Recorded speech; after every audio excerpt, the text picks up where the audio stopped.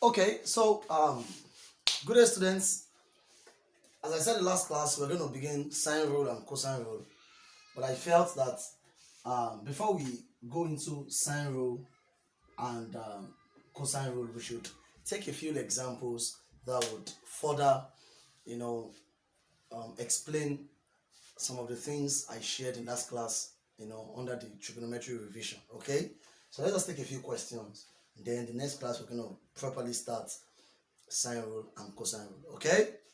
All right. So look at this. This is a question. Find the marked angles. This is 7.5 centimeters. This is 5.5 centimeters. We're looking for theta. Okay. Solution. If you remember clearly, this is a right angle triangle. This is an angle theta. So this makes this place opposite. This makes this place adjacent. We don't have any value, attached to the hypotenuse. So that means we have only opposite and we have adjacent. And so what does that mean?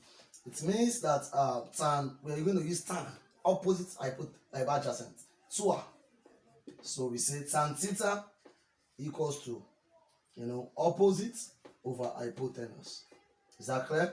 So which equals to 7.5 over 5.5. All right, let's change it to mixed number. Tan theta equals to 15 over 2 over 11 over 2. All right, so let's try to simplify it to get a particular value. Okay, we have tan theta equals to 15 over 2 divided by 11 over 2. That will be 15 over 2 times 2 over 11. 2 here 1, 2 here 1. So we have tan theta equals to 15 over 11. Sorry, I'm trying to create space. Okay, if you punch your calculator, 15 over 11 is what? It will be 1.363. 1.363. So what we are looking for is theta, not tan theta. So how do we remove this tan? We say theta equals to the tan inverse of 1.363. And if you use your calculator to find the tan inverse of 1.363, you are going to have 53.7 degrees. That's the answer for that. Is that clear? Is that clear? So, there could be several questions coming your way on SOHCAHTOA. All right. So now let's take another question on another aspect. Let's look at the areas of quadrants. Let's look at quadrants. Okay. Let's look at quadrants. Okay. Determine the quadrant. Determine the quadrant of each of the following angles. Of each of the following angles. Okay.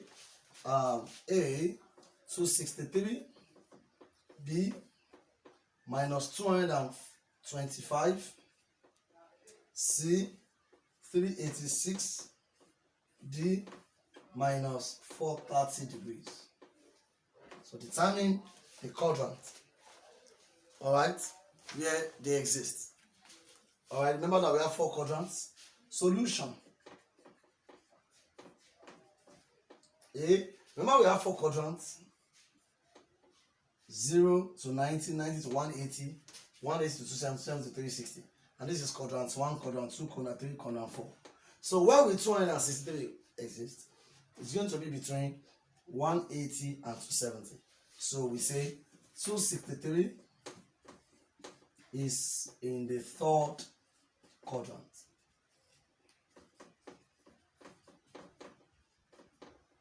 So 63 is in the 3rd quadrant. Are you with me? Okay, then let's look at the next one, B. What quadrant will be minus 225 degrees? Now the problem becomes, how do we sort out this minus wahala? Okay, or minus issue. All right, now if you want to find the positive equivalent of a negative angle, what you do is simply to add 360 degrees. Just add 360 degrees. Because minus means, look at this. This is a quadrant. And we take it anti-clockwise. So minus means you are taking it clockwise. That's what it means. You are taking it in the opposite direction. Okay, so for me to find the positive value equivalent of this negative angle, we simply add 360. So we have minus 225 plus 360 degrees. So 360 minus 225, it will be what? 135. Am I right? 135. Okay, 135 degrees. So this 135 degrees is the equivalent of minus 225 degrees in the quadrant.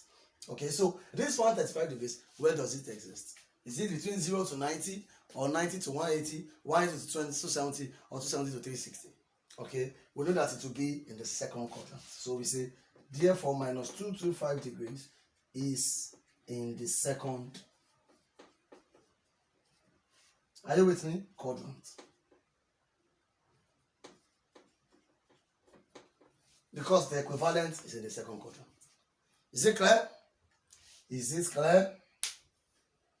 Okay. Now, look at this. Look at this. 386 degrees. That's the third one. Now, there is an issue with 386 degrees because, pay attention, because 396 degrees itself is more than 360. Am I right? In such a case, we subtract 360 from it. Because 386 degrees means we must have counted a full cycle of 360 and then we start again. Alright, so what we do is simple. We have 396 degrees minus 360. Alright, it will remain what? 26 degrees. So this is what we are working with. This is what we are working with. So we now say, and this is going to be the first quadrant, 26 degrees. So we say, therefore, 386 degrees is in the first quadrant. Is that clear? Is that clear? All right, let's move on. The last one is minus 430. Minus 430. Okay?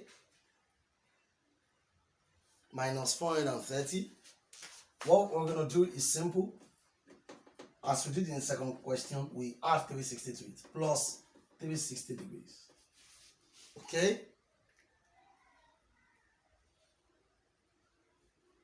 Plus 360 degrees.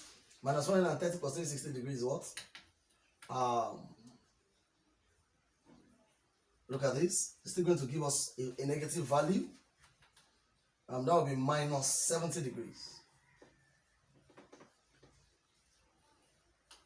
Is it minus 70 degrees? Yes. Now, there's a problem here. It's still minus. Is that clear? So what are we going to do? We're still going to add another 360 degrees to it. We keep adding 360 degrees to it until we have the positive value. Alright, so we have minus 70 degrees plus 360. It's still going to be what? Still going to be what? Talk to me. 290 degrees. So this is what we are going to work with. So what's 290 degrees? It's going to be in the fourth quadrant. So we say therefore minus 430 degrees is in the fourth quadrant. Is that clear? Is that clear? Okay, so that's that about that. So let's look at another question. Find the values. Let's take another question.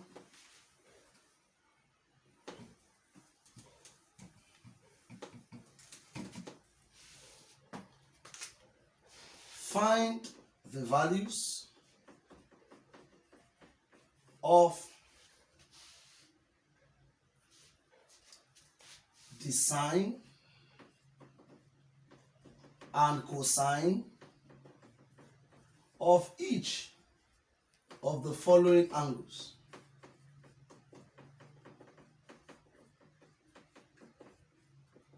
Of each of the following angles. First one is A, 250 degrees, B, minus 300 degrees. Let's just stop here for today. Minus 300, let's just take these two, minus 300 degrees. We're looking for sine and cosine of 250 degrees, sine and cosine of minus 300 degrees. So how do we solve it? Now pay attention. Solution. A sine 250 degrees. 250 degrees will be in the third quadrant. Am I right? Pay attention. Cast. 250 degrees will be here. Between 180 and 270. And in the third quadrant, sine is negative. Are you with me? Sine is negative. So that means our answer will be, now pay attention what I'm about to do, minus sine. Now, and I want to find the equivalent of 250 in the acute angle. Remember what I did here? I said this is theta. This is theta minus 180 minus theta. And this is, pay attention, 180 plus theta. And this is 360 minus theta. Remember? Now, in this third one, this is 180 plus theta. That's 250. So 180 plus what will give us 250? Talk to me. 180 plus what will give us 250? It's 180 plus 70. So 70 degrees is the equivalent of 250 in the first quadrant. So that should be minus sine 70. That's all. Minus sine 70. So we can easily, find minus sine 70. That will be minus 0. Are you with me? 9397. Is it clear? So let's look at cos. Cos will also be negative because in the third quadrant it's only tan that is positive. So cos 250, pay attention to this. Cos 250 will be what? Negative of cos 70. So what's the negative of cos 70? It will be minus 0.3420. Minus 0.3420. Is that clear? Alright, so we're using the equivalence idea to get it. Is that clear? Talk to me. Good. Alright, so let's look at the second one, which is minus 300.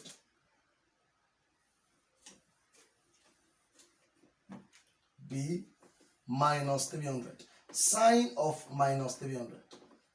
The first thing is we need to remove this minus. And I told you that when we have a negative angle, we add 360 to it. We add 360 to it to clear off the negative. So let's, even before we write this now, minus 300 plus 360 is what? 60. So it is this 60 we work with. So it's simple. Sine 60 will be 3 over 2. Remember it's a special angle. Cos 60 will be 1 over 2. So in a case like this, we find a way to remove the negative by adding 360. Is that clear? Alright, so at the next class, we can properly go into sine rule and cosine rule. Okay, thank you and have a beautiful day ahead.